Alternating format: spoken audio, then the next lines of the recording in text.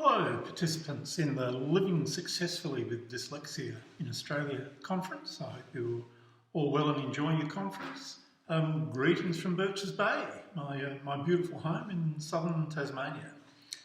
I'm not long back from my regular morning swim with my wife and a small group of friends, having actually cleaned the snow off the windscreen of the car before we went, and feeling delightfully stupid, mad, adventurous, whatever, in going for a swim when the air temperature was 2.5 degrees. But it's invigorating, it's a community, and I'm back and very happy to be now joining with you. I want to thank Dr. Judith Hudson to begin with for inviting me to be with you at this important gathering. I readily agreed to Judith's invitation to speak to you because I thought that the theme of the conference was important, and also I thought I might be able to say a few things which could be of interest and perhaps some value to you in your discussions. Then I looked at what I'd said at the previous conference that was organised by Square Pegs, and Judith invited me to that. And I found that most of the things that I planned to say today, in fact, I'd said on that earlier occasion. I'd forgotten what I'd said, and perhaps that's not entirely unforgivable, because the date of that earlier conference was the 7th of October 2017, a date that I remember well because tragically, the very next day, my wife, Professor Eleanor Ramsey, suffered a hemorrhagic stroke while she was gardening, and we were chatting, and out of the blue she was lifeless within the hour. I mention that, perhaps you might find it strange, but I mention that for two reasons. First, because Eleanor was a wonderful person and a powerful educator, and I would not be comfortable doing anything about education anything indeed really that brought her to mind, but particularly education, without acknowledging what a wonderful person she was and what a great impact she had on my understanding of education in particular. Second, my second reason for mentioning that is that Eleanor's death was a heavy blow to me, and I really didn't know how I was going to survive. But I did, and I made a new and, perhaps as you can see from the background in terms of at least where I live, a happy life, a new life. And I put that down both to my wonderful new wife, artist Wendy, but also to my education. And it's really that I want to speak about with you this morning, or indeed this afternoon, whenever you are watching this. I didn't see the role of education in my recovery from my grief to begin with, but not long after Eleanor's death, a very dear friend of hers, Cathy Branson, you might know Cathy's name. She was a former judge of the Federal Court of Australia in New South Wales. She was Australia's Human Rights Commissioner for a time, and she's now the Chancellor of the University of Adelaide, and as you would expect with that summary of her career, a very intelligent, thoughtful and wise person. And I remember with absolute clarity driving down the driveway of the house that Eleanor and I had built in Kettering, and the phone ringing in the car, and I stopped, and it was Cathy, and she said to me, I can't remember the exact words, but it was something like, "You will be all right, Michael. Your education will have given you the knowledge and the skills to grieve and to celebrate Eleanor, to understand your pain, and then to learn from it in forging a new life for yourself. You will be resilient. That is the value of your education." I must say at the moment, and I recall it with such force and clarity, that struck me as a strange thing to say. But then immediately I remembered an interview I heard on the radio many years ago now, many years ago, with a man who was a survivor of the death camp at Auschwitz. And I wish I knew the name of the man, but I came in driving again, as it happens, partway through the interview, and I don't know I don't know what the man's name was, but the interviewer said to him right at the end of the interview, "Why do you think you survived when so few did?" And his reply was immediate. He said, "When I arrived at Auschwitz, the first thing that they did was take away my few possessions. Then they took away my clothes. Then they took away my name. And they took away my family, but they couldn't take away my education." And he put it down to his education, his survival. It gave him, he said, the knowledge and skills to be able to kind of stand aside from the trauma all around him and try and get some measure of understanding of what was happening, and it gave him some resilience to try and find ways to cope, and indeed, finally, no doubt with luck as well, to survive.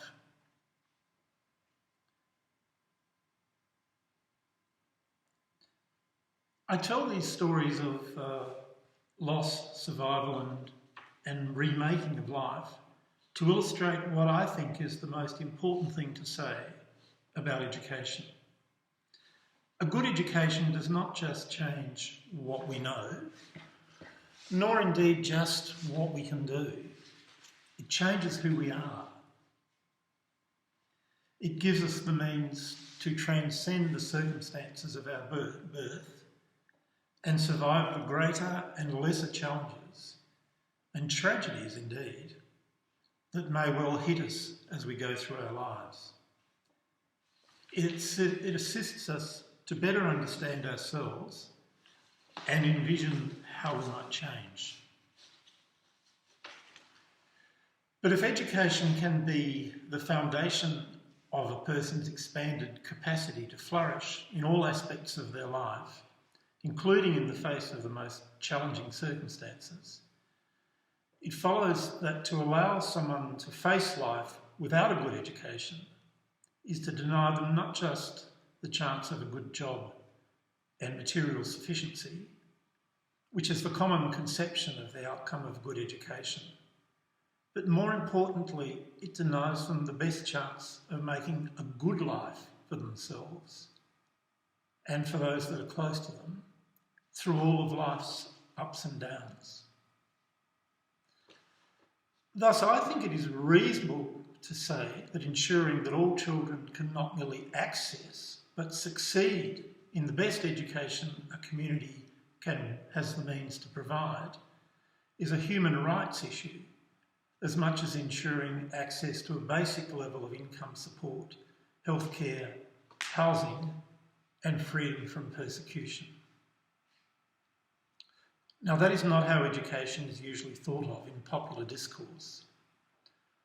While social determinants are often thought of and cited as the reasons for a person's lack of employment or housing or poor health, a person's success or lack of it at school is typically considered to be determined pretty much solely by their own intelligence or application to the task.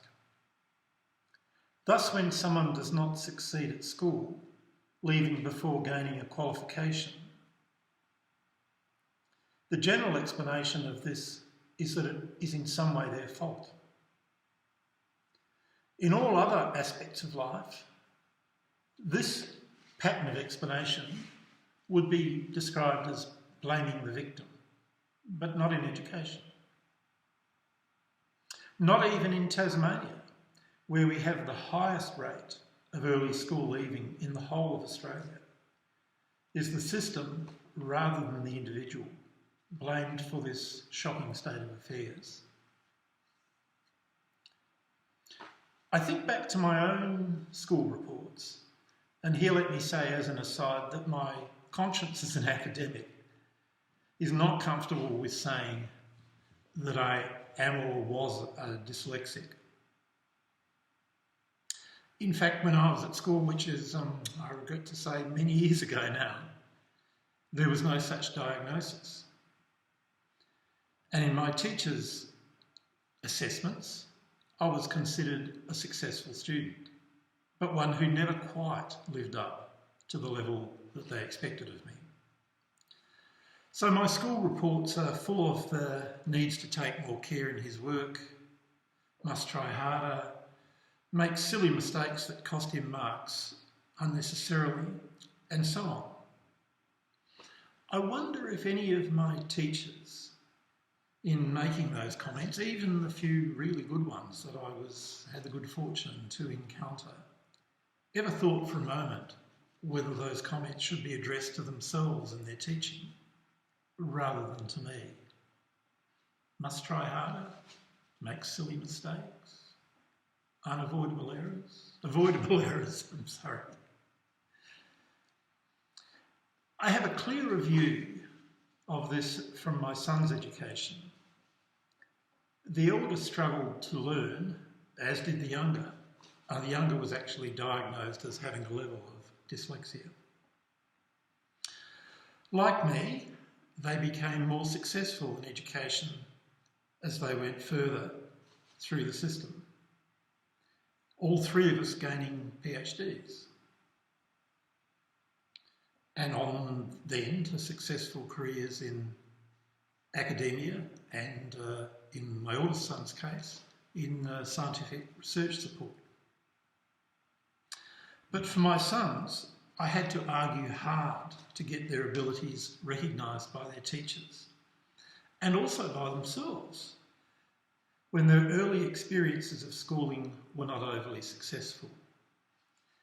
I vividly recall a parent-teacher night when my youngest was in Year 8 at his local, very middle-class public school. Due to staff taking maternity and long service leave, which was their right, I had made no complaint about that, he'd had many teachers in that first year of high school, but the school did not appear to have taken any particular action to deal with the fact that he'd had so many teachers. And so when I went along to the parent-teacher interview night, it was clear that the teacher in front of me really had very little knowledge of my son at all. They only saw the surface of his nature and reported him to be a bit cheeky, something of a class clown, not a complete failure by any means, but not really a student that much could be expected of. I just looked him up on Google Scholar.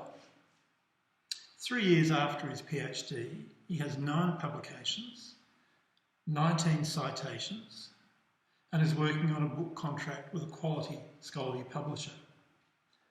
I'm particularly proud that he was the lead author on a paper in a well-regarded sociology journal on the willingness of people from different countries to forgo a little of their income to combat climate change.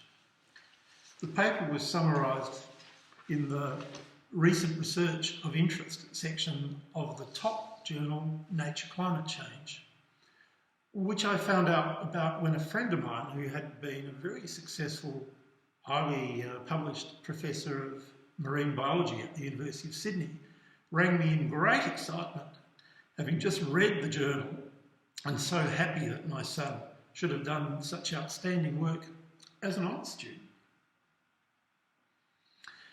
Of course, I'm equally proud of my oldest son, who after 2 primary schools and 3 high schools gained his Year 12 certificate on the 3rd attempt and went on to complete an honours degree and then a PhD in microbiology.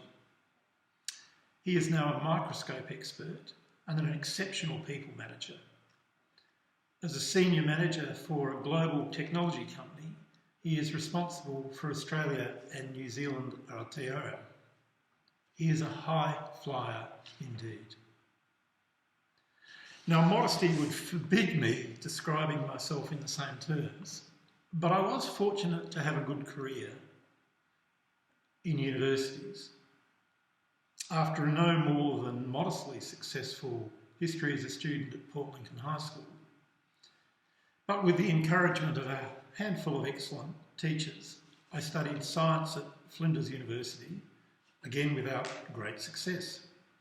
I was too distracted by the political foment of the time, with the opposition to the war in Vietnam and conscription being the dominant things in my life rather than going to science pracs.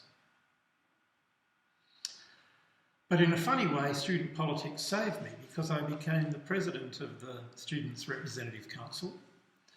And in those days, before universities had many student councillors or advisors, I became the local expert on the university's degree rules and regulations.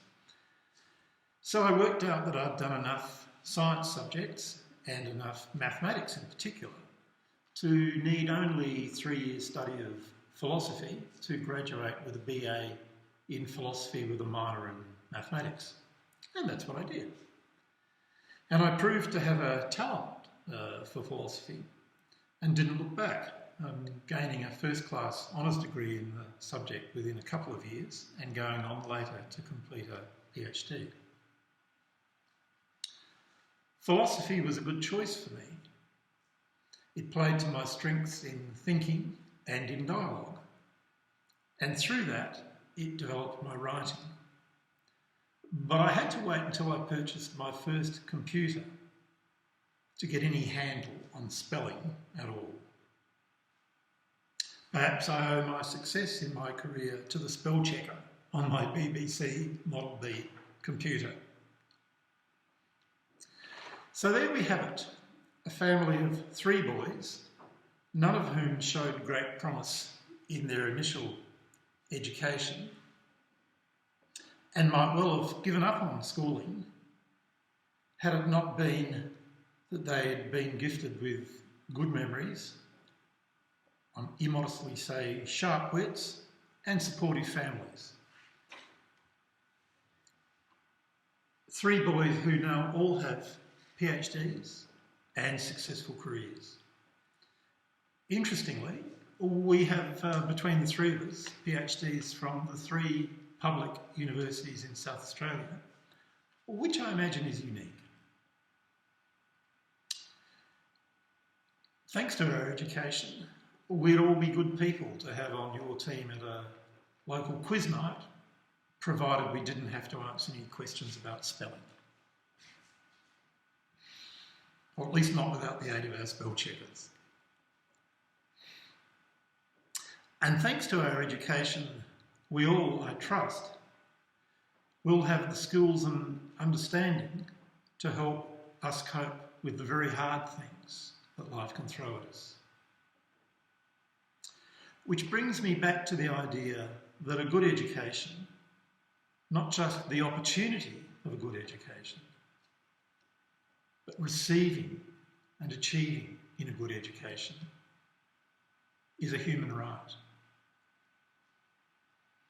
That raises some very big questions for the kind of education we provide in Australia,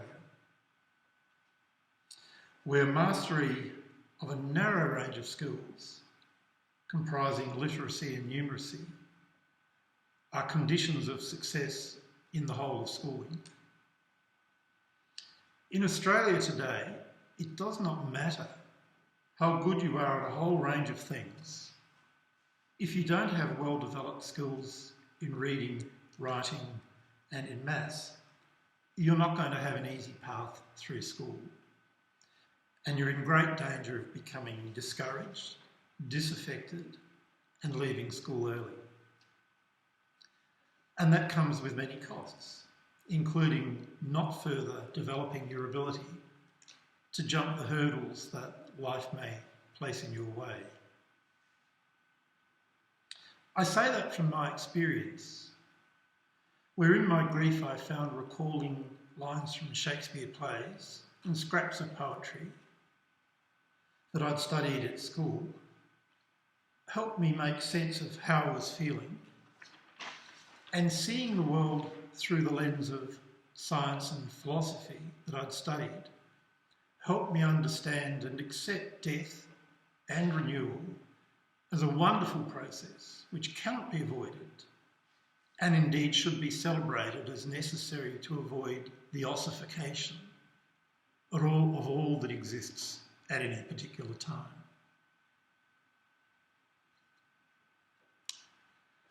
So what has all of this to do with dyslexia and living successfully with dyslexia in Australia today? Well, I hope you've found that clear as I've gone through my brief remarks, but let me spell it out in just a few words. Education is about a lot of things. A lot of things that support us in living life to the full. But success in our society, as we do education, is reliant on our ability to master a small range of human skills focused on literacy and numeracy. Now, there is a sound logic to that, given the importance of literacy and numeracy in accessing the wider curriculum. But it puts a great responsibility on schooling, on teachers, on the curriculum, on the organisation and the resourcing of schools to ensure that every child masters those foundational skills and then has the chance to learn and develop the whole range of their talents. If we do not achieve 100% literacy, we are excluding some people from the world of learning, and we are limiting their chances to flourish in all the areas of their lives. And that at least discounts their human right to be a full and equal member of our society. We should not tolerate it. And with that, I thank you for your attention, and I wish you the best for your conference. Thank you.